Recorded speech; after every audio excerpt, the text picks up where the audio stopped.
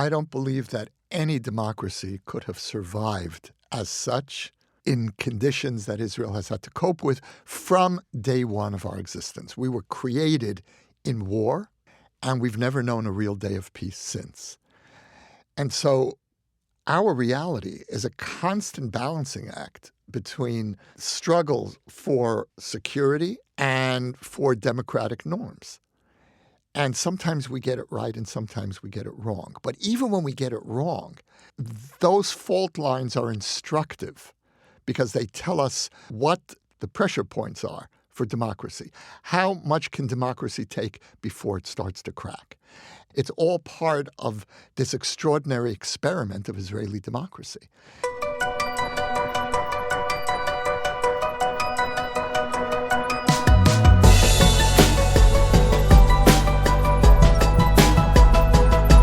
Today, something a little different. I've long been a chronicler of Israel's innovation economy, going back to 2009, when Saul Singer and I released our book, Startup Nation. Since that time, Saul and I have watched in awe as the startup nation has flourished, as Israel's innovation economy grew and expanded into different sectors, as more and more multinationals from around the world set up operations in Israel. It's about 3 times as many multinationals from around the world in Israel today than when we released our book back in 2009. And as Israel normalized diplomatic and therefore economic relations with surprising regions around the world, especially Arab countries in its own neighborhood. But today I want to talk about a different book we've been writing. It's a story that Saul and I think is as important as the Startup Nation story, maybe even more so. Our new book is focused on an aspect of Israel that is not just critical to understanding Israel's dynamism, but perhaps its greatest innovation, its resilience, the resilience of Israeli society. Now, you may have 2 reactions to what I'm saying here. First, what about Israel's economy? We don't get a book about that. We want an update. We want a sequel, if you will, to Startup Nation. Fear not, our new book does have a chapter dedicated to what is happening right now in Israel's economy. Teaser, we explain why we and others we interview from inside Israel and from around the world believe Israel is going to be one of a handful of global nerve centers for the fastest growing and most transformative technology of our time. But the second and more important question you may be asking is, what? You wrote a book about Israeli society? When everything we see in the news is that Israel is fractured, coming apart at the seams?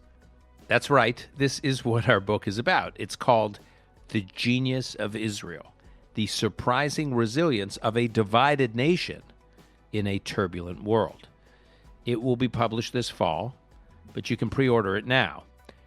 We chose every word in that title carefully. Israel's resilience in the face of deep divisions in its society. This is not new. Israel is divided today. Israel has been divided in the past. Indeed, in our book, we take readers through Israel's history, and we found that in almost every decade and a half, there was a societal or security crisis that seemed to tear the country apart. And yet, each time, just when Israel was on the edge, the country seemed to bounce back. It is resilient. But why? How is it so resilient? These are some of the questions we try to answer in our new book. We describe what we call Israel's societal shock absorbers. I don't have time to discuss them all today, but I promise the book has all the details. Here's just a sampling of a few statistics that perplexed us and actually inspired us to write this book. Israelis have a lot of stress. That is no surprise. But Israelis are also living longer and healthier lives than almost anyone else around the world. According to the WHO, life expectancy in Israel is about 83 years old, placing it among the top 10 highest life expectancies anywhere, higher than France, Sweden, the UK, Canada, New Zealand, Germany, Denmark. I can go on. More than 4 years higher than the United States, and 10 years higher than wealthy countries in its own region, like Saudi Arabia. What are Israelis doing to live longer and healthier lives in the face of enormous internal and external stress? Second, Israelis are not just living longer, but they have something that is increasingly rare in the world, a young population. Israel's median age is 29, while the U.S. median age is 38, almost a decade older, and Europe's is over 44. We show in our book how a young population helps explain why some countries are global innovation leaders and others are not. Third, Israel's population is not just younger, but it's also growing. While other countries are in demographic decline, some parts of the world, it's a real demographic downward spiral.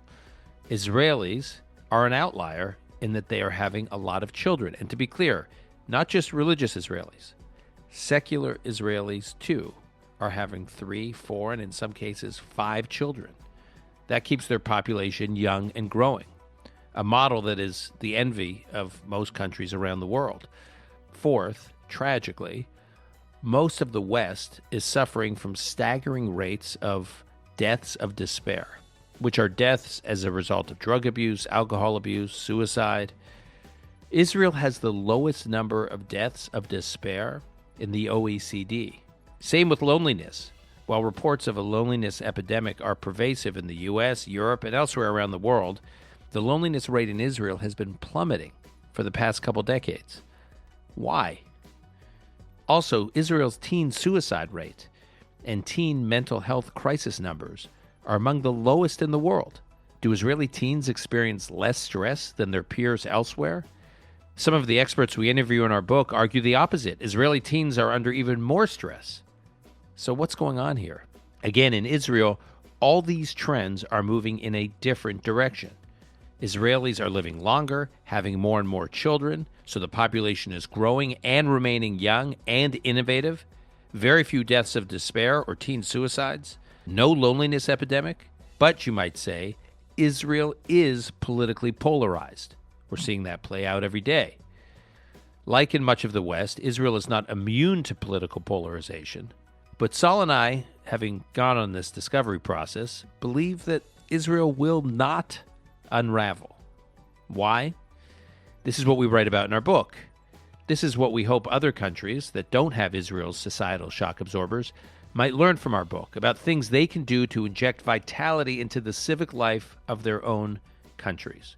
We interviewed a lot of people for our book, and over the next few weeks, I'll be from time to time inviting some of them onto this podcast. Mostly, I just wanted to check in with them on whether they are optimistic or pessimistic about Israel's future. Today, we have Yossi Klein Halevi. Yossi and I, to be clear, we don't agree on everything, which makes his voice in this conversation and in our book all the more important. Before we get into my conversation with Yossi, I do want to encourage all of you to pre-order a copy of our book. It's available everywhere books are sold, and Saul and I would be grateful for your support, especially now. Just after you listen to this conversation would be great. Now on to our conversation. Yossi is a senior fellow at the Shalom Hartman Institute in Jerusalem. Together with Imam Abdullah Antepli of Duke University, Yossi co-directs the Hartman Institute's Muslim Leadership Initiative. Yossi has written a number of books, 2 of my favorites, Like Dreamers, and his latest, Letters to My Palestinian Neighbor, which was a New York Times bestseller. He's written for the New York Times, the Wall Street Journal, and the Times of Israel. Yossi Klein Halevi, Israeli optimist or pessimist? This is Call Me Back. And I am pleased to welcome my longtime friend. I don't say old friend because people then think I'm making a judgment about age. So I say my longtime friend, Yossi Klein Halevi, in person. We are together in person. Now, I typically see you, Yossi, in Jerusalem. Here we are in Hell's Kitchen in Manhattan. And I was thrilled that we had the opportunity to get together like this and have a conversation. So thanks for being here. I'm thrilled too, Dan, and I don't mind old friend. It's It's becoming more appropriate by the day. So, Fair enough. I will give that option to all my guests, that they can go with longtime friend or old friend. I suspect you may be one of the only that choose. I'm trying to own it. Yeah, own it exactly. Lean into it.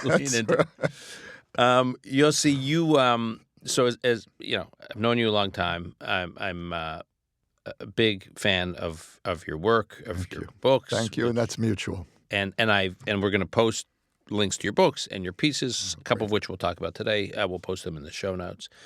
But before we get started, a little bit of your personal journey,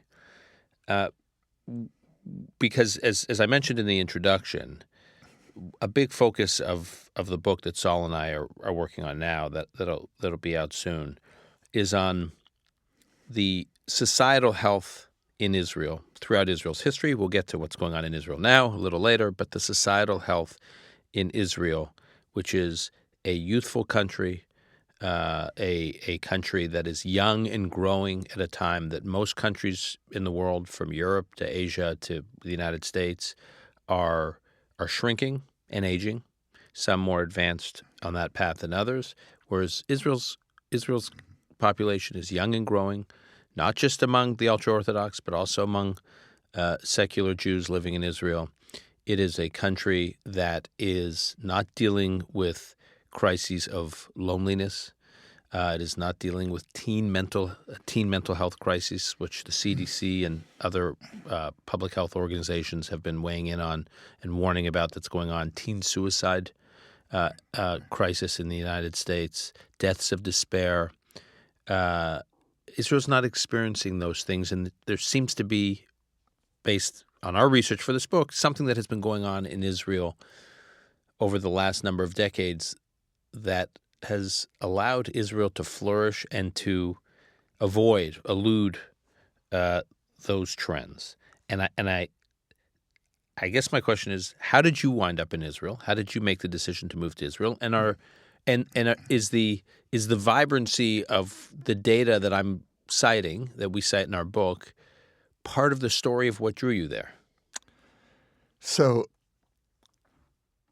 I'll preface the personal remarks by saying that it's a mistake to attribute Israel's existence and legitimacy to the Holocaust.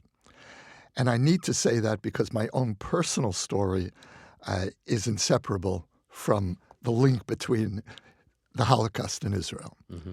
And I grew up in a survivor home in Brooklyn, in Borough Park, in the early 60s, acutely aware of the uniqueness of my generation's moment in Jewish history, aware that we were the first generation after the apocalypse and the first generation after the redemption. And this was a sensibility that my father inculcated in me, and it was reinforced by my first trip to Israel, which happened to be the summer of 1967. Oh, wow. The magical summer. I was 14. When in that summer? At the beginning, 3 weeks after the end of the war. So late for our June. listeners, the Six-Day War that Yossi is alluding to was in June of 1967. So you showed up in Israel when Israel was really, after that war, experiencing a transformation not only how it was perceived in the world, but how Israelis perceived themselves. Now, in the way that the Jewish people remembers that summer was the moment of ecstasy, even the moment of losing our heads.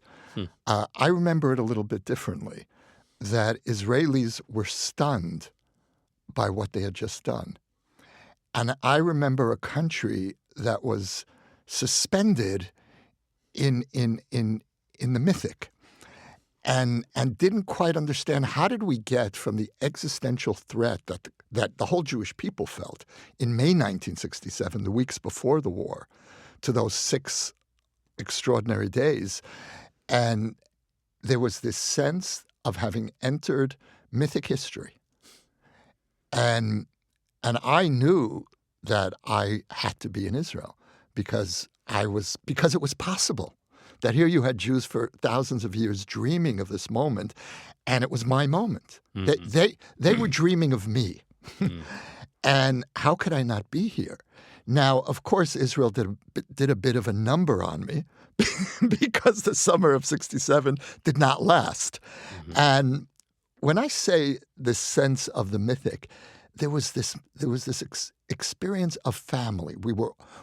Everyone was family. I remember walking on roads, country roads, up in the Galilee, and cars would stop and ask, "Do you need a lift somewhere?" Now that has never happened since, but it did happen in the summer of 67. And I told my father, "You go home. I'm staying here for high school. I had just graduated 8th grade." I said, "It'll work out." So your family returned to New York and with me. Yeah. He didn't go for it. No, right. He didn't go for it. And but it was really indicative of the sense of being totally swept up in an event that was much greater than yourself. And if I had to sum up the Israeli experience, it's that. One of the great and emblematic Israeli songs was by the iconic singer Arik Einstein. And it's called Shir HaCaravan, the caravan song. And it's about Jewish history culminating in the return to the land. And he has a line there saying, Zohi harpakat chayenu. This is the great adventure of our lives. Now, I love that line because what he's touching on there is that what makes Israel work is this shared sense that we're privileged to be part of something that's actually bigger than us. And to think, in the West today, and you write about this beautifully in your new book, the West has lost that sense of the majestic collective. We still had that. And I hesitate to speak in past tense. I think we still have that, but maybe we'll get into it a little later. I think that it's under tremendous strain. But certainly the Israel that I fell in love with and joined had that. Now, Dan, there's one more complication here, personally, which is I encountered Israel at the peak moment of that sense of the familial, but I actually made Aliyah. I became an Israeli at the low point of national unity, the summer of 1982, which was the beginning of the First Lebanon War, when Israel was tearing itself apart over war. War had always united us, and now for the first time war was dividing us. And I joined a society that was essentially dysfunctional. And so my Israeliness exists between these two polar opposites of euphoric unity and dysfunctional schism. And my work as an Israeli, my work as a writer, as a lecturer, has really been trying to reach a balance. And how do we recapture something of that sense of family of 67, which we seem to lose in 82? And for these last 40 years, my commitment has been to try to understand all parts of Israeli society and write with empathy for the different warring camps, political, religious, social. So just on that theme earlier, you were part of something. You could shape something. You were part of something bigger than yourself. We in our book, and I won't be quoting from the book, but you just mentioned this, and I just have to read it. We have a chapter in our book called Touching History, and we quote Mika Goodman, our mutual friend, Mika, who takes us on a hike. Saul and I go to interview Mika. We show up at his door. We assume we're going to sit down with our tape, record it and all the rest. He goes, no.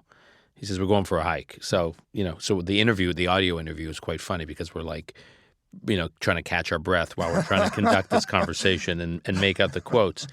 But here's what he said, and I'll quote Mika here. He says, when you live in Israel, you feel like something big is happening all the time. Here, every Israeli feels like history is happening, and we can touch it, like we can push it a bit. Meaning comes from two aspects. One, you feel there's something bigger than you. And two, you feel you have a role in that thing that's bigger than you. Big countries like America or China have really big stories, but they are too big to push. Small countries have really small stories. So, and he shrugs. So what? Like they're too small. They're too small to matter. He says Israel is a small country with a big story. That's a great way to put it. So its story is big enough to give you meaning and small enough for you to have influence on it. That's wonderful, Dan. But what happens when Israel experiences an excess of the big story? And I think we're in a moment of that now. So I want to come to that. But before we get to that, so you move to Israel and you sort of you get moved by Israel or inspired by Israel at this high point, post-67.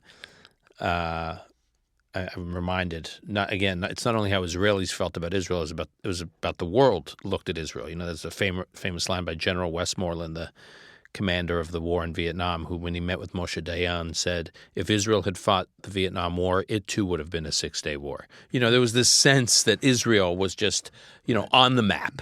Mm-hmm. And I think so being in Israel, you felt it, and I just think you were also aware that the world was looking at Israel. Again, we talk about just the dynamism and the youthfulness of Israeli society. This is a youth-oriented culture. We write about, this notion that children in Israel have chevra.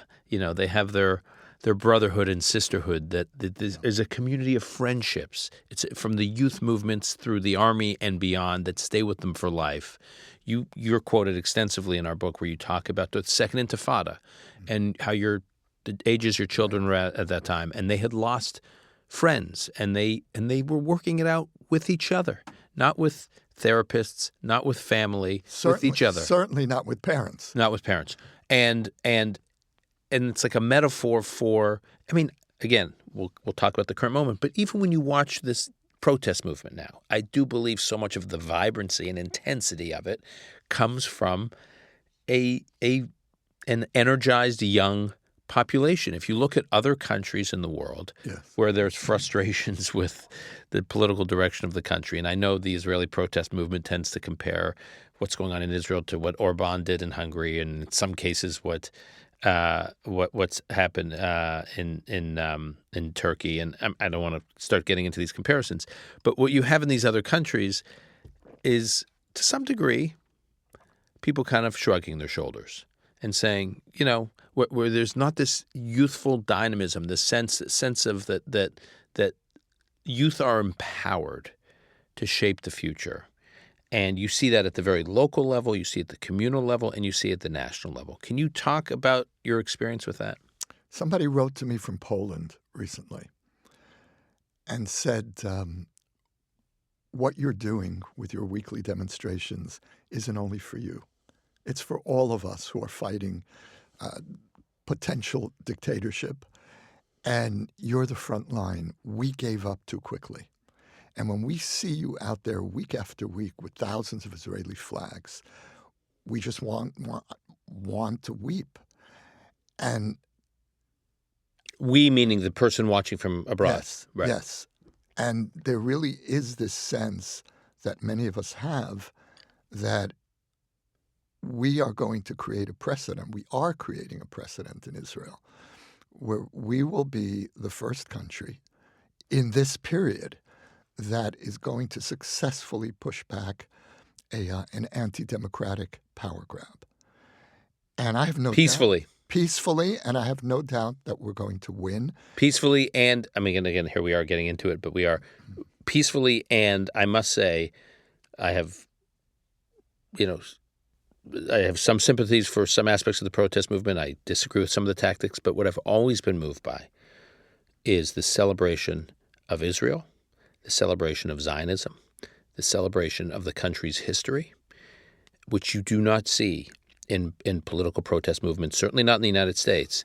This sense of, as Mika Goodman said, love our country, hate our politicians. Yes. And And the love our country piece is really, really important because in the U.S. you see protests, which we saw, say, in the summer of 2020, where there's burning of American flags and an indictment of the founding impulses and the founding myth of the United States, the origin story of the United States. It's like an indictment of it. It's a rejection of it, and this is not a rejection of it. No, it's more than that, Dan. Our demonstrations are the antithesis of that sensibility.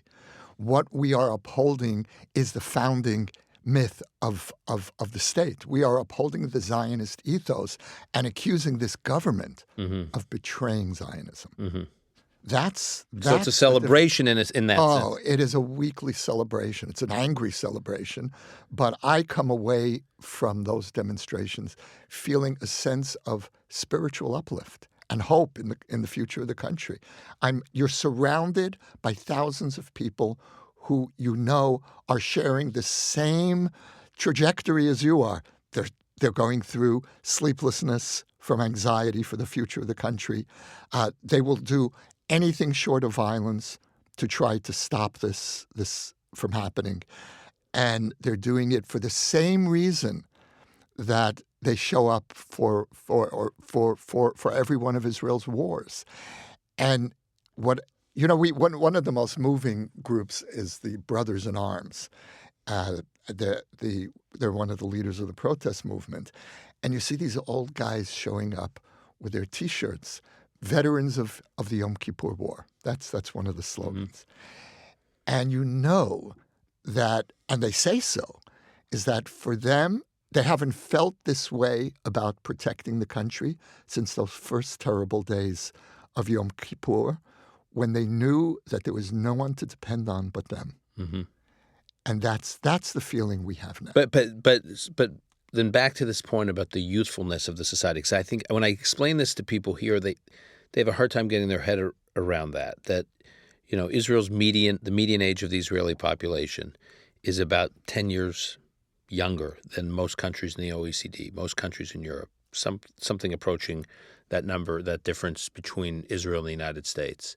That most Israelis, if the replacement rate is 2.1 for every woman to have your country grow, most of the world is falling below that number. Israel is way above it. And again, it's not just ultra-Orthodox Jews, it's secular Jews who are having 3, 4, and 5 children. Yes, so I have friends of mine who are stars in Israeli television. They have television shows on Netflix, and they're in their 40s, and they have 4 children. Yeah. And I ask them, right. I say, like Lior Raz, the star of co-creator of Fauda, when he had his 4th kid in the middle of COVID, I said to him, how many of your peers in Hollywood, right, who have your demographic, right? We have a chapter in the book. We're not going to get into this conversation. We have a chapter in the book on Israeli television and its role in Israel and its role now globally. I said, how many of your peers in Hollywood, secular, Tel Aviv, I mean, this is his life, secular, Tel Aviv, big deal in the Israeli and global creative art scenes, winning awards, but choose to have, in your 40s, 4 children. And I say, choose to have 4 children and proudly served in the army, so patriotic. The answer is precisely 0. Right. So what is it about the country where people are having so many children? Because it really does affect the composition and the feeling of the place. Right. Look, there is, and I want to believe that there still will be, a deep faith in the future. And I saw this with my daughter when she went into first grade when the massive Russian immigration began in 1990, 89-90. And suddenly the classes went from 30 kids to 45 kids. And just for people to understand, that meant, during that period, during that decade, Israel increased its population by about 1/5. Right. Just by bringing in Yes. all these people from the former Soviet Union. But what I found so moving is that all of her Russian friends were only children when they came, because the Soviet Union was a failing society, and the expression of that was that people had no faith in the future. You had one symbolic child. After 3 or 4 years in the country, Moria's friends started to become older children, older siblings. And that was a pattern that was universal among Russian immigrants. They suddenly saw that they were part of a society that believed in the future. And they entrusted the second, or even in some cases a third child, to that Israeli optimism. And for me, that was really one of the most telling moments in their transition from immigrant to Israeli. It was the second child. Right, because you change the environment. That's right. And their attitude about bringing people into the world changes. Exactly. And then how does that, you having watched your own children grow up, and the part you and I talk about, Saul and I interviewed you about when you for our book, where you talk about just the experience of watching, what I alluded to before, watching your kids experience the Second Intifada, when there was just this unbelievable wave, this campaign of suicide bombings in major cities in Israel, buses blowing up, people of all ages being killed on buses, and blown up pizza restaurants and discotheques. Can you talk about how your kids were experiencing at that time? Look, what changed for Israelis in the Second Intifada is that the home front became the actual front. Now, until then, we lived with the illusion that there was this physical separation between the home front and the actual front. Now, of course, the distance, the physical difference between the home front and the battleground was always very small. Mm-hmm. And after we withdrew from the Sinai Desert in 1982, it became virtually overlapping. But there still was this pretense of the army is fighting at the front and we're at the home front. The Second Intifada changed the ground rules. And those who experienced the Second Intifada most intensely were the kids. They were on buses. They went on public transportation. They went downtown on Saturday nights. They went to clubs. And those were the targets. And I fought with my kids. I tried to prevent them from leaving the house on a Saturday. How old were they at the time? Well, roughly 3 kids. Our youngest was 2, who also experienced a suicide bombing. He was close to it. He wasn't physically there, but it was about a block away, and he heard it. At what age was he? Was about 2 at that time. Yeah, wow. and his caretaker went into hysterics, and he remembers this. This is a seminal memory for him. Wow. And our 2 older kids were teenagers. They were in high school, and my wife said to me finally that if you're not going to let them pretend to be normal teenagers, then we have to leave this country. We can't stay. And so it's your choice. And I was, in Israel, we don't use the term Jewish mother. we say Ima Polania, a Polish mother. We meaning a Polish Jewish mother. Of course. So I was the Polish mother in our family. I was the nervous, overprotective one. And I realized that Sarah was right. And if we're not going to let them be with their friends and go downtown and experience teenhood, then we can't stay. And that was a seminal moment for me in my evolution as an Israeli, becoming an Israeli parent in the full sense of the word and owning that. So I stepped back and said, okay. And as a result of that, they were in close proximity to any number of suicide bombings. And they lost friends. They had friends wounded. One friend lost an eye. And this was their teenhood. And I still don't know what it was like. They didn't confide in me, and I didn't ask, because I saw them with their friends, and I knew that was their surrogate family. And that's where it played out. The Second Intifada... And those relationships, that family, that surrogate family, the Chevra,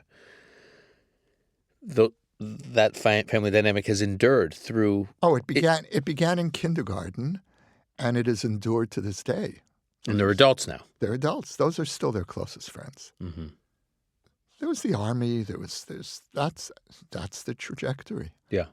But there's something, Dan, that I think is a missing piece here that needs to be said. And I want to make the connection between the guys in their Yom Kippur War T-shirts and our kids. Mm-hmm.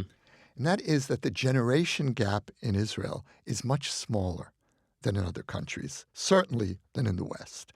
And the reason for that is that there is a continuity of experience. We experience the army, our kids experience the army. It gives us a shared language. And we listen to the same music. And I remember at one point when my son became interested in hip-hop, Israeli hip-hop, and I felt, and Israeli music is very important to me, as it is to most Israelis. It is the essential art form. It is the great unifier, cultural unifier. And learning Israeli music, no less than learning Hebrew, was my ticket into Israeliness. And so my son becomes interested sometime around age 12 in hip-hop. And I said, okay, introduce me to it. And he said, there's this little store in the Dizengoff Mall in Tel Aviv, which is a studio, and they sell CDs. That's where they sell the avant-garde CDs. Mm-hmm.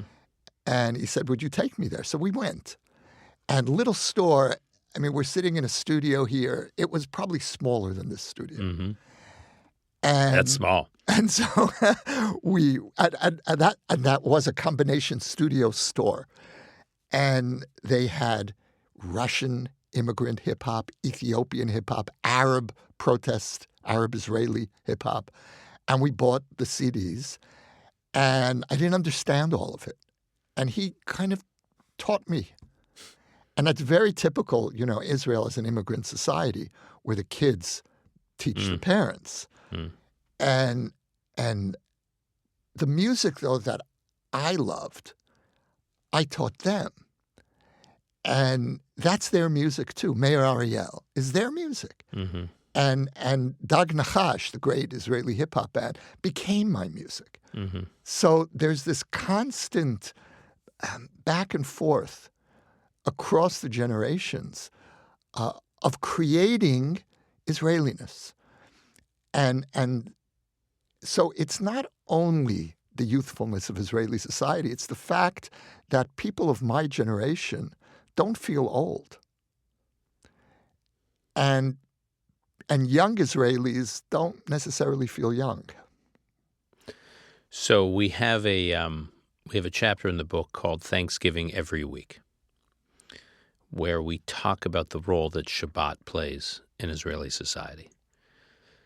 The reason Saul and I got so fixated on this topic, and you're touching on it now, is one of the many problems in American society is we've lost any real sense of shared experience, shared not only with our families and communities, but a shared experience that our families and communities are having while families across the country are experiencing that same experience in their own families at the same time. Mm-hmm. So I say to American friends all the time, tell me an experience you celebrate on a regular basis with your family that usually involves multiple generations in your family, that you know that the overwhelming majority of families in the United States, no matter where they are, across the country, across religious divides, across political divides, across ideological divides,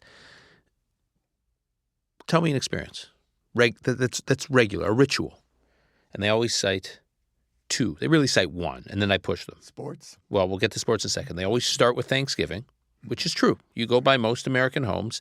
During Thanksgiving, you see families gathering. They travel from across the country to get together, multiple generations. Really, the overwhelming majority of Americans, if you look at the data, and you can pick it up anecdotally when you talk to people who experience this, I say, okay, that's good. Now tell me one more. And that's when they get stuck. And then they always say, literally, they always say, this is like as predictive as like night follows day, the Super Bowl. Mm-hmm. That's a national experience where they're usually with family or family and friends, which is both interesting, a little endearing, and quite sad. Yeah. And the reason it's quite sad is we just basically came up with one event, and then when you push them... One event that's annual. That's annual, right. Right. And when you push them, they come up with the second. Now, even if you strip away all the Jewish holidays, Sukkot, Shavuot, Pesach, the high holidays, just Shabbat, every week, can you describe... And we have a chapter on what happens on Shabbat in Israel. And while Shabbat in many ways speaks to the civil religion of Israel, not the religious religion of Israel, can you describe what happens on Shabbat, Friday nights, let's call it Friday nights in Israel on a regular basis through most parts of the country? There's a wide range of ritual observance from complete Orthodox observance to none, but the gathering itself is a ritual. And whether it is done intentionally as a religious experience, it has a consistency and a kind of a transcendence that is religious, even if it has nothing to do explicitly with religion. And that's part of the blurring of the mythic and the mundane in Israel. And I always feel that in Israel we routinely scandalize the sacred through our debased religious politics, and we sanctify the secular through these civic religious moments. There really is this fascinating blur between the religious and the secular, which goes a long way to explaining the basic health of Israeli society. And again, at least until this moment where we're seeing a breakdown of that blurring, and it's becoming much more rigid. But the Shabbat, the Friday night experience, is the ultimate moment of that blurring. And so the way, and everybody will answer that question differently of what is your Friday night like? My Friday night is two traditionally minded parents with three kids who are generally secular, one leaning toward tradition. It's all so fluid that I don't even want to categorize. And that's part of the beauty of the Friday night as well. I just never know which of my kids are going to be present, and I don't mean physically, but emotionally present for Shabbat, or which will treat it as kind of an elaborate joke, and then may take it seriously again. And so there's this fluidity that can be a little maddening. And when our kids were growing up and there was this irreverence, I didn't necessarily take that as well as I do now. But everyone creates their own emotional ground rules of what this thing looks like. Yeah. And but even when it's tense, and I don't want to idealize it because it's often tense. The tensions of identity play out around the Shabbat table, religious, cultural, certainly political. Yeah, these days. That's healthy. Because there's a place. It creates a place for it. Yes, it's healthy. I am hearing more and more stories in the last months where it's not healthy. Shmuel Rosner and Camille Fuchs have this book called Israeli Judaism. And they say something like, according to data, over 70% of Israelis, which is an astonishingly high number, over 70% of Israelis gather with family every Friday night for Shabbat. Now, again, the ultra-Orthodox population is depending on how you count it, 10 to 14% of the population. You add in national religious, so you quickly realize that 70% doesn't consist of very religiously active, traditionally observant believers. It's secular Israelis that are also on this schedule. Laurie Santos, who's a Yale University professor, has one of the most popular podcasts on happiness called The Happiness Lab, which we'll put in our show notes. I interviewed her, and she said religious people tend to be happier people. She said all the data shows that people who lead religious lives are happier. They lead healthier lives, not just physically. So I said to her, "Oh, but that's interesting because a lot of people struggle with religion and religious belief and with God." And she says, No. I'm not talking about believers. You don't have to believe. You can live the life without being a believer. You can struggle with your views on spirituality and religion, but you can lead. It's the lifestyle that stimulates this sense of happiness and meaning. And I think that's some of what you have going on in Israel. All right. Dan, I don't want to rain on the party. All right. But to be truthful to this moment, and everything you're saying is right. And I hope along with you that this is going to endure. And it's going to that we'll get through this moment. But what's starting to happen now is that the blurring of the divide between religious and secular, which we've seen emerge most powerfully in Israeli popular music in recent years, where God has become a major protagonist of Israeli rock music. But interestingly, it's not the Israeli version of Christian rock. It's not this outburst of faith. Some of it is, but much of it is about struggle with faith, which is so Jewish, and it's so powerful, and it speaks to secular and religious in that way. Well, there's this great song by Ehud Banai which compares prayer to speaking into a telephone that's gone dead. Hello, are you there? Is anybody listening? Am I speaking to myself? Is it something I did? Can I do something to get you back on the line? Ishai Ribo, the very popular, what would you call him, rock? Yeah. Modern rock. Yeah. And musician of the New York Times, Patrick Kingsley from the New York Times did a very interesting profile on him. He's giving these concerts, his lyrics, quote from the Psalms, and yet and there's these kids in the audience with tattoos and earrings, and they're singing along to songs that are quoting scripture. It's like, what is this? Yeah, I would recommend personally Hanan Ben Ari, who is even more popular across the board.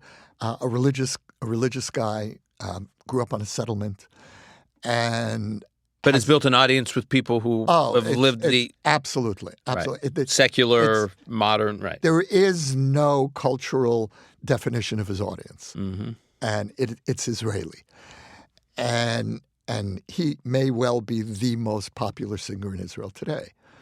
Certainly, I think one of the most profound. And so what worries me, and I'm starting to see this happen, is a resurgence of the old Israeli militant secularism of the 1950s and 60s, which was disappearing in this much more fuzzy Israeli consensus. And I understand why that's happening. Look, I'm a religious Jew, and I feel more and more that the kippah that I wear is sitting heavy on my head. I look at the religious community in Israel today, and with some very notable exceptions, I'm ashamed. I'll sum it up in one line. When Baruch Goldstein massacred 29 Palestinians in the cave of Machpelah in Hebron in 1994, there was virtually wall-to-wall outrage throughout Israeli society including, I would even say especially, the Orthodox community. If Goldstein were to do his massacre today, what you would hear instead is justification, qualification. There would still be some condemnation, but Okay, but something has Yossi, changed. let me... And as a result of that, you are seeing tremendous alienation among secular Israelis who want nothing to do with religion anymore.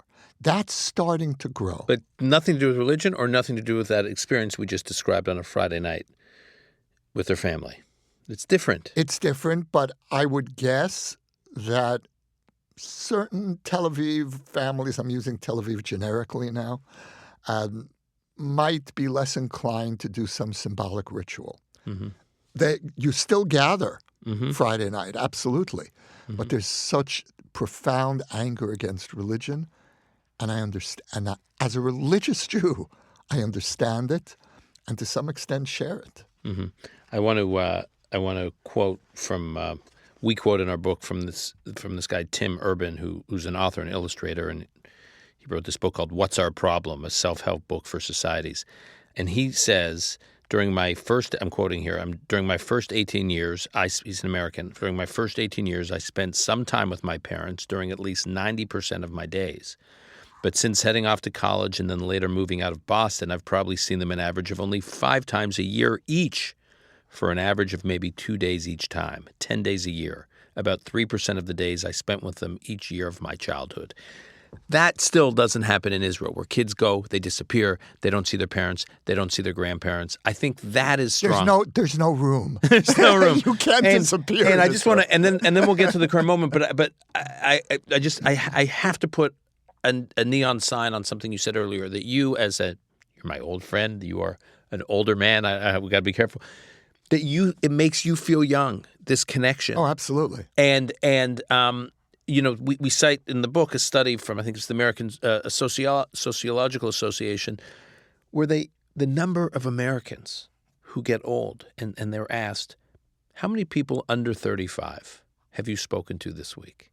The numbers are staggering. Oh, yeah. No, that's totally different in Israel. Right. Totally People go through their week leading these isolated lives, and old people get older. Old people feel older. I remember Saul, when his father, Max Singer, who's passed away, when Max was first got sick and the doctor was meeting him, and the doctor said to him, Saul remembers this, how old are you? And however, he said how old he was. He was in his 70s or 80s. And he said, okay, how old do you feel? And he said, and the age he gave that he felt was 10 years younger than he was. Oh, absolutely. And I think older Israelis, I see this with my mother, she's in her mid-80s. She spends every Friday night with 3 generations at the Shabbat table, including my nieces who are and their friends who are just out of the army. And it keeps older people connected. Dan, a few weeks ago, there were demonstrations in nursing homes in solidarity with the democracy movement. And it was just this extraordinary moment of people being wheeled out. They stood in front of the building with signs and giant Israeli flags. And that's the experience of feeling contemporaneous with whatever is happening in the society. Yeah. I have a friend of mine, he's 90 years old, living in an assisted living home.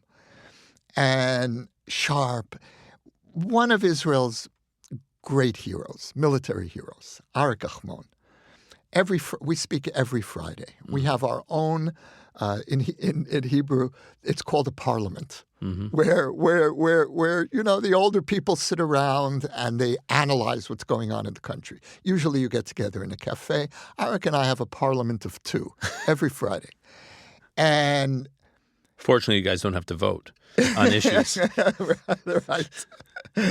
And the passion with which he analyzes what's happening, the way he takes this personally, and he says, look, there's nothing I can do about it now. He says, I'm sitting in the stands. Yeah. But it's as if he's out on the streets every week. Right. There's no separation between the personal and the collective. And that gives you a tremendous sense of vitality. You care passionately about something more than what your next meal is going to be. Mm-hmm. And so, yeah, that's endemic to the Israeli experience. And what I would say to connect what your book is dealing with, and as you know, I was privileged to read the manuscript. I think it's just a beautiful book, and I'm enormously grateful for it. Thank you. But to connect that book to this moment, Mm-hmm. what we're fighting for today in the streets is to keep the Israel that you describe in the book alive. And what I feel this government is threatening, leaving aside this judicial issue or that judicial issue, is the texture of Israeli life and the intangibles of Israeli life, which you've described so powerfully and have made them tangible. You know, we take it for granted. It's the oxygen that we breathe in Israel. Yeah. And you read, you know, I had the experience of reading your book and saying, oh, so that's what's going on. Oh, yeah. You know, you name it. Yeah. And what I'm trying to say is that the significance, the historic significance of this moment is that we have a government that is an existential threat to that Israel. Okay, so I want to then let's go there. And I can't not say. No, I'm glad you're saying it, and I want to go there.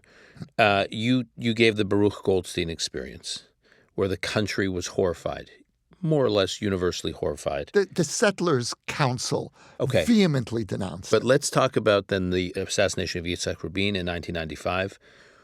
Benjamin Netanyahu is the leader of the opposition at the time. He's at the funeral. He goes to. We describe this image in our book. He goes to shake Leah Rabin, the new widow of the slain prime minister.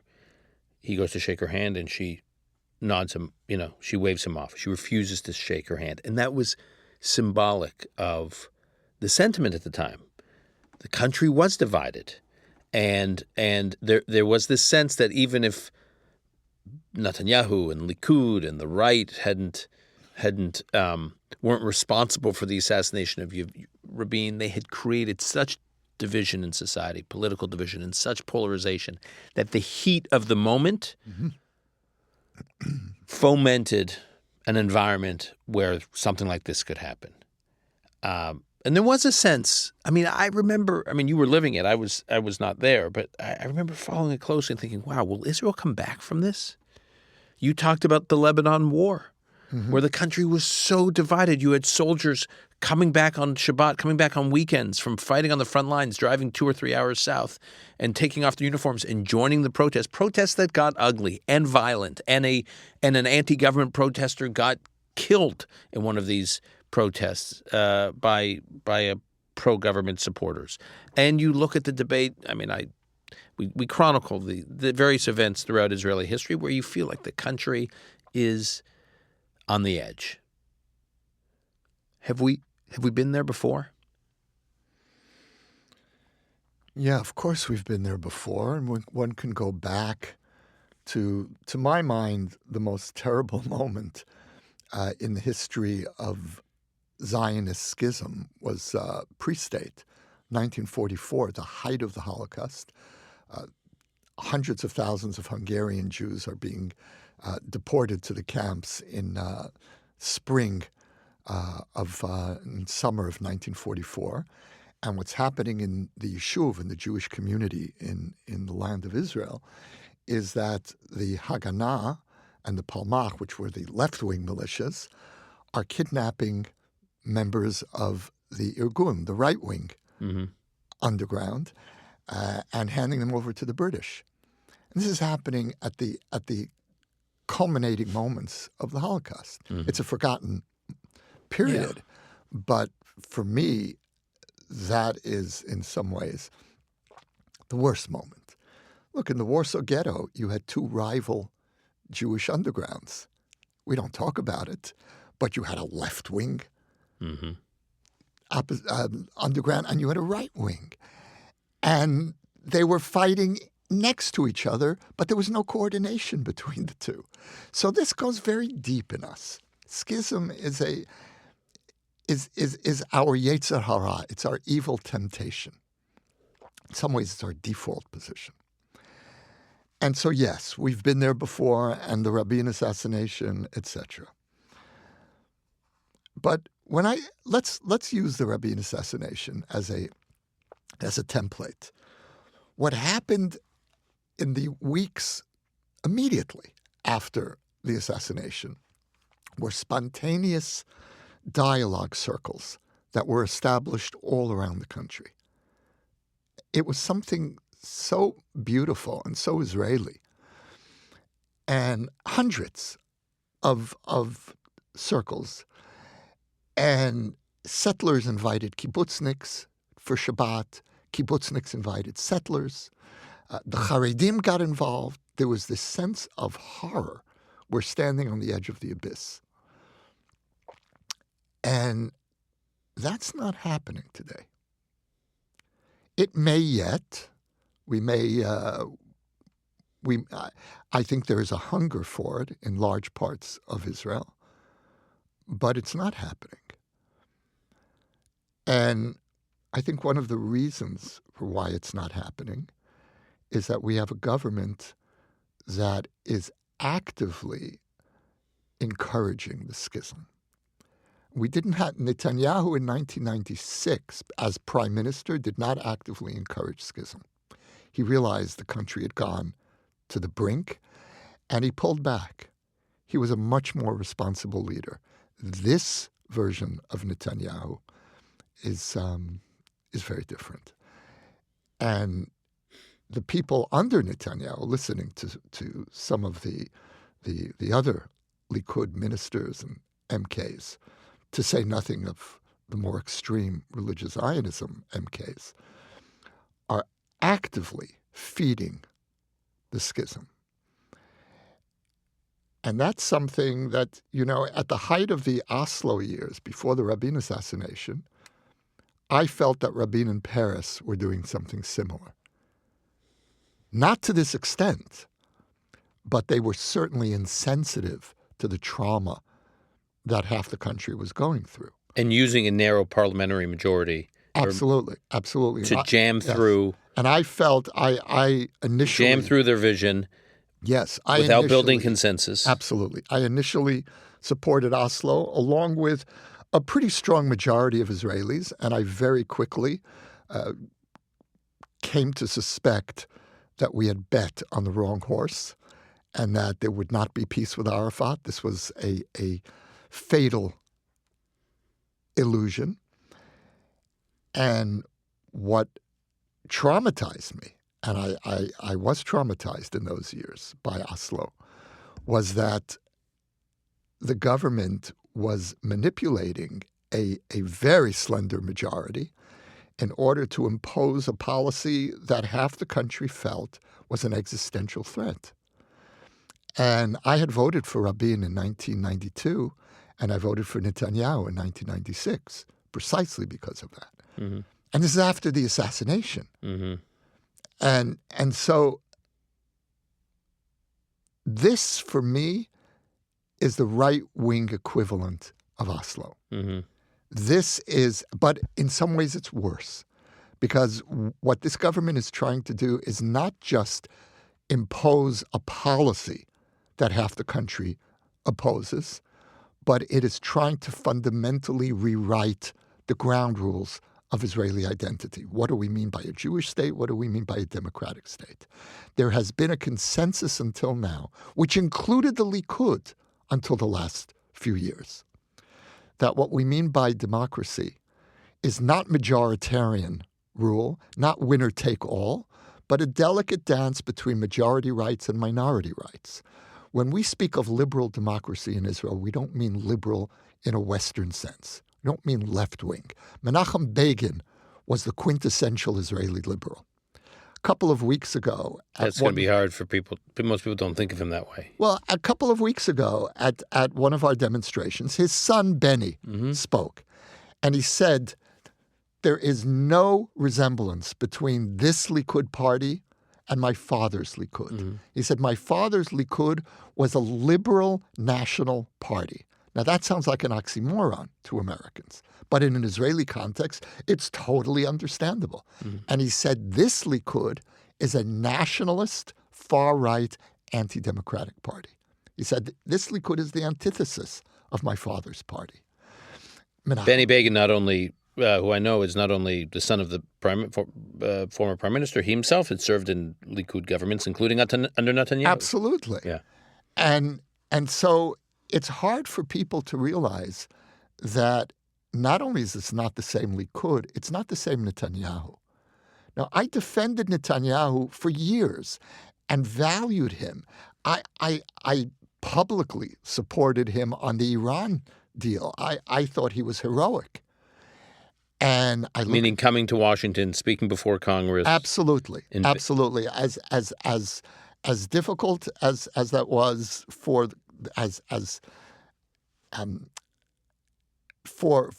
there were consequences to the American-Israeli relationship. I felt Netanyahu had to do everything possible to try to stop the Iran deal. And he was heroic. And I look at the Netanyahu today, who not coincidentally is on trial for 3 charges of corruption. That has changed everything. This Netanyahu bears no resemblance to the Netanyahu that I admired and defended. And this Netanyahu is destroying his legacy in every area: economic, security, the Iran deal. Iran is on the threshold. Mm-hmm.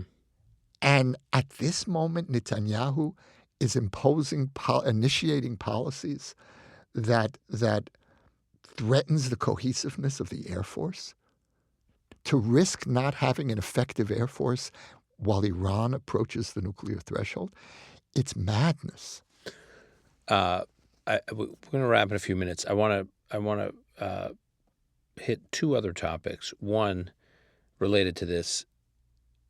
I listened to the conversation that you and Danny Gordis and Mati Friedman had on the Times of Israel on Labor Day, U.S. Labor Day, urging of American Jewish organizations to do more. And you struck me as more measured on that point, where you encouraged organizations to do more, but you said something like, there's only one AIPAC. Maybe there's only one Jewish federation, National Jewish Federation, meaning, or collection of Jewish federations, that on the one hand, you want them to be more engaged, but all of this is fragile. Right. What did you mean? We need to find a balance between pushing our organizations to be more assertive, whether publicly or behind closed doors, in how they relate to this Israeli government that I consider to be legal. It is democratically legitimate, but it isn't morally legitimate. To have a criminal far-right, a literal criminal far-rightist in charge of the Israeli police is not morally legitimate. And that's only one example. Mm-hmm. We could go on and on.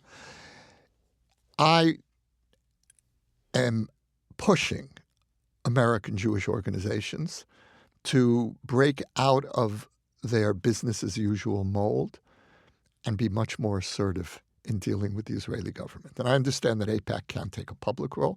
I want to see AIPAC substantially raise the tone of their private meetings with Israeli leaders. Private. Okay. Federation, I think, can go more public.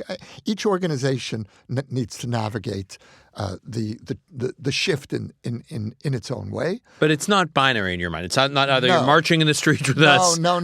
Or you're a co-conspirator, and, collaborator. And there's something in the Jewish persona that tends to go black or white. Right. Exactly. That's what I'm responding to. Yeah. And we need to figure out ways of dealing with of embodying complexity.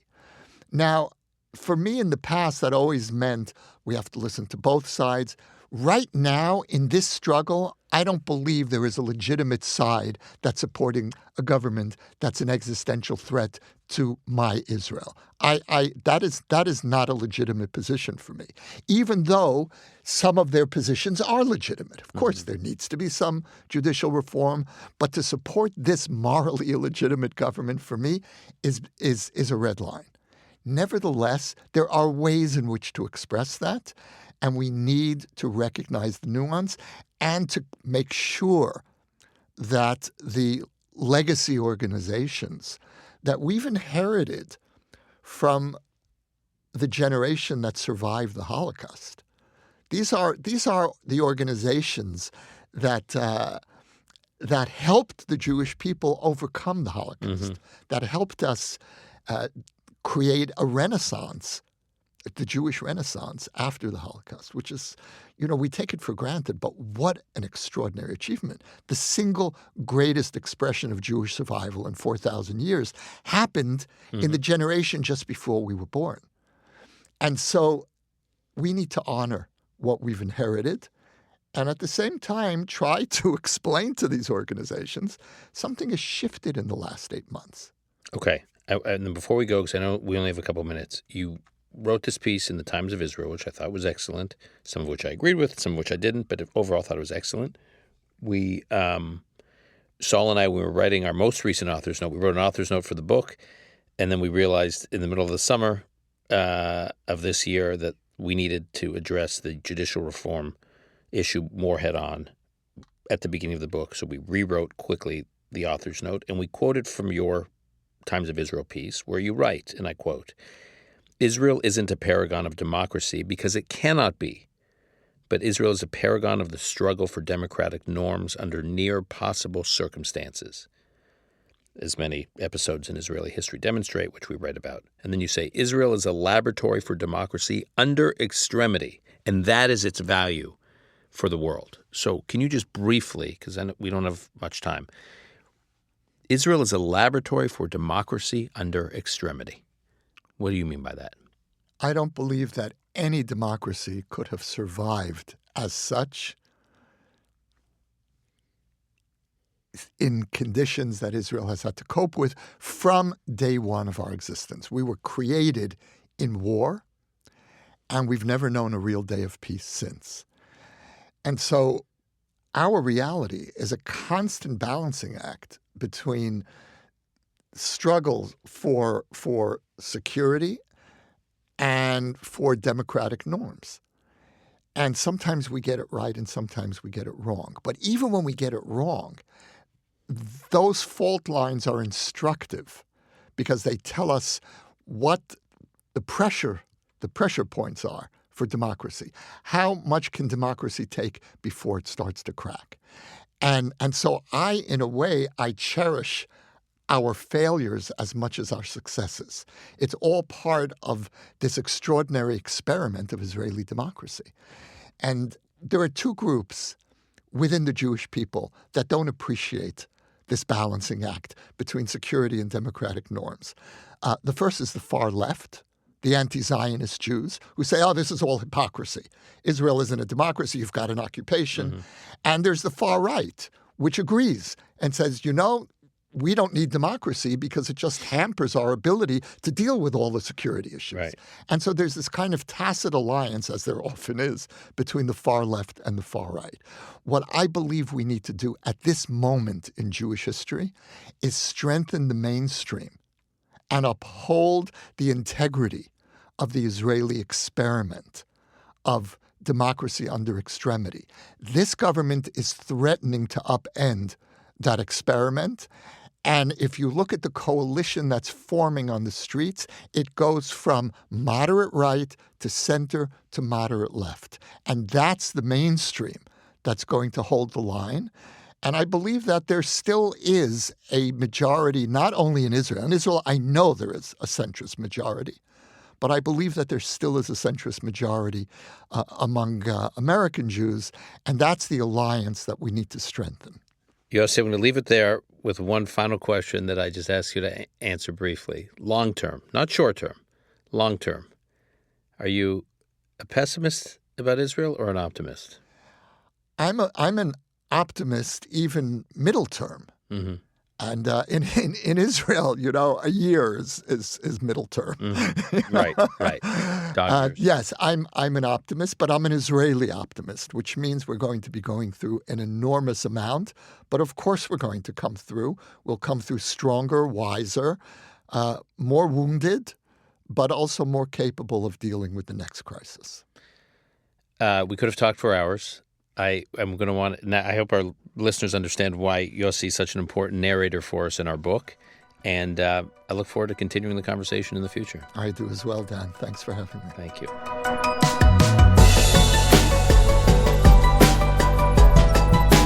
That's our show for today. To keep up with Yossi Klein Halevi's work, you can follow him on the site formerly known as Twitter, @YKleinHalevi. And you can also find his work at the Shalom Hartman Institute. And again, we ask you to pre-order our book. Doing so now will help out a lot. And you can order the book wherever you purchase books. Call Me Back is produced by Alon Benatar. Until next time, I'm your host, Dan Senor.